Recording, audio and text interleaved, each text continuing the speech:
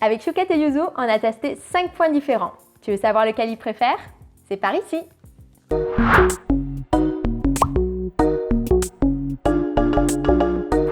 Salut, j'espère que ton lapinou va bien. Aujourd'hui, on va parler de l'aliment le plus important pour ton lapin, le foin. Le foin, il va représenter 70% de l'alimentation de ton lapin. On a Yuzu qui s'éclate sur le côté avec son petit jeu. Il n'y en a plus pour très longtemps. Donc le foin, c'est l'aliment le plus important pour ton lapin. Il doit représenter 70% de son alimentation et c'est pas toujours évident. On va voir ensemble 3 sujets principaux. Dans un premier temps, à quoi il sert, tout simplement, en quoi il est bénéfique pour l'organisme de ton lapin. Ensuite, on va voir ensemble mes critères pour bien choisir son foin. Je t'invite ensuite à rester puisqu'on va tester ensemble 5 foins différents que tu peux retrouver dans le décor. Et enfin, je te donne des petits tips, pas facile à dire, des petits tips à la fin pour que ton lapin mange plus de foin si jamais il est un petit peu compliqué. N'oublie pas de liker et de t'abonner à cette chaîne, comme ça m'encourage à faire des nouveaux contenus sur les lapins. Stop, on fait un petit arrêt sur image. En fait, je me suis aperçue que la vidéo était vraiment trop longue et super dense. Du coup, j'ai préféré la diviser en 2 parties. Il y aura donc le foin partie 2 qui arrive dans quelques temps, où il y aura l'analyse des différents foins et aussi des petits conseils si jamais ton lapin est un petit peu compliqué niveau foin. Je te donne mes petites astuces. Voilà, c'est reparti! Premier point, à quoi sert le foin? Le foin, il a 3 rôles principaux pour ton lapin. Le premier, le plus simple, le plus évident, mais on l'oublie souvent, c'est l'aspect nutritif. Il apporte des nutriments et notamment des macronutriments essentiels pour ton lapin, des glucides, des protéines et des lipides.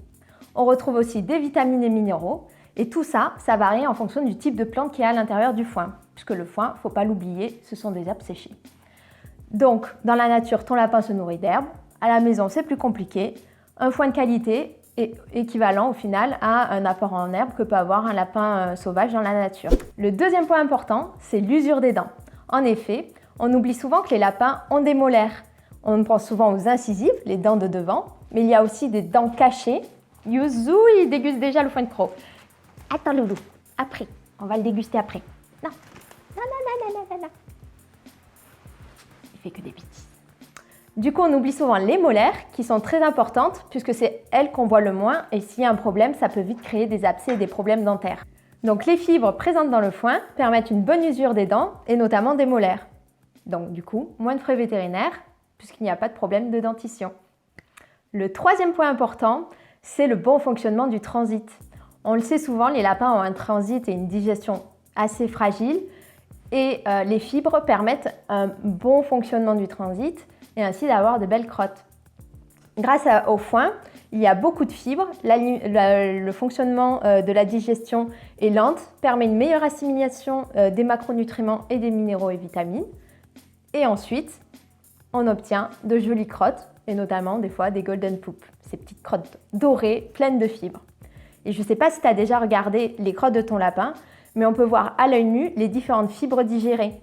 Pas super sexy, mais ça permet de savoir si ton lapin est en bonne santé. On peut aussi s'apercevoir s'il y a des poils lors de la mue ou un corps étranger si ton lapin a mangé un bout de tissu ou autre. Voilà, du coup le foin, on n'oublie pas que c'est bon pour la santé grâce aux nutriments et vitamines et minéraux. C'est aussi un élément essentiel pour l'usure des dents. Et enfin, ça favorise le bon fonctionnement du transit. Maintenant, je te partage mes petits secrets. Comment bien choisir son foin? Alors bien sûr, ça varie en fonction de chaque lapin.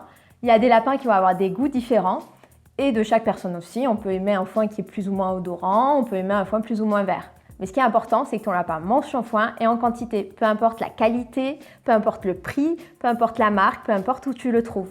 Le tout, c'est de tester différents foins et trouver celui que ton lapin aime le plus et qu'il mange le plus. Le premier point, c'est que ton foin doit être bien vert, bien odorant et bien sec. En effet, personnellement, j'aime bien ouvrir mon sachet de foin et voir que les fibres sont vertes, qu'il y a cette petite odeur, il fait que des bêtises, qu'il y a cette petite odeur d'herbe séchée coupée. Mais aussi, il ne faut pas oublier qu'il faut qu'il soit bien sec, donc pas de moisissure, pas d'humidité. Comme ça, il se conserve sur le long terme et garde ses minéraux et nutriments. Le deuxième point, c'est que ton foin doit être peu poussiéreux. Personnellement, c'est un point sur lequel j'accorde beaucoup d'importance puisque j'ai Chouquette, ici présente, qui éternue beaucoup. Et donc le choix du foin non poussiéreux, ça a été vraiment un point important pour moi. Après, il faut savoir qu'il y a 2 types de poussière. Il y a la poussière qui est liée aux petites particules de foin. Donc c'est généralement ce qu'on retrouve dans le sachet, toutes ces petites brisures de foin ou ces petites graines qui vont se retrouver au fond du sac. Mais aussi, il peut y avoir un foin qui n'est pas séché de manière n'est pas assez séché, on va dire. Et du coup, dès que vous prenez une poignée, vous avez un nuage de fumée, on va dire, qui s'en échappe. Et ça, c'est encore plus embêtant pour moi qu'un foin qui peut avoir des petites brisures au fond du sachet. Après, encore une fois, en fonction de votre lapin, en fonction du foin que vous choisissez, de celui qui l'aime ou pas, vous allez être plus ou moins regardant sur certains points. Encore une fois, moi, avec Chouquette, je fais attention à ce point-là. Le 3e point, c'est d'avoir un foin qui a des longs brins et idéalement un foin qui soit varié. Alors, les longs brins, c'est juste parce que les lapins aiment bien ça, généralement, et que ça permet d'avoir une mastication longue, puisque votre lapin va attraper une brindille qui va mastiquer aussi longtemps que la brindille existe, donc pendant généralement un bon bout de temps. Il y a après des lapins qui préfèrent les brins plus ou moins fins ou plus ou moins épais. Je sais que d'après les retours que j'ai eus sur ma boutique, généralement les lapins aiment bien les brindilles assez épaisses. Donc ça, c'est un point important aussi à tester avec votre lapin, de voir ce qu'il préfère comme type de foin. Et après, en termes de foin varié, personnellement, j'aime bien avoir un foin qui est composé de plusieurs plantes, puisque ça permet d'avoir, justement, comme on en a parlé un petit peu plus tôt, un apport nutritionnel qui est différent en fonction des plantes que va manger le lapin. On peut retrouver de la fléole, on peut retrouver des dactyles, on peut retrouver aussi du trèfle ou du pissenlit dans le foin.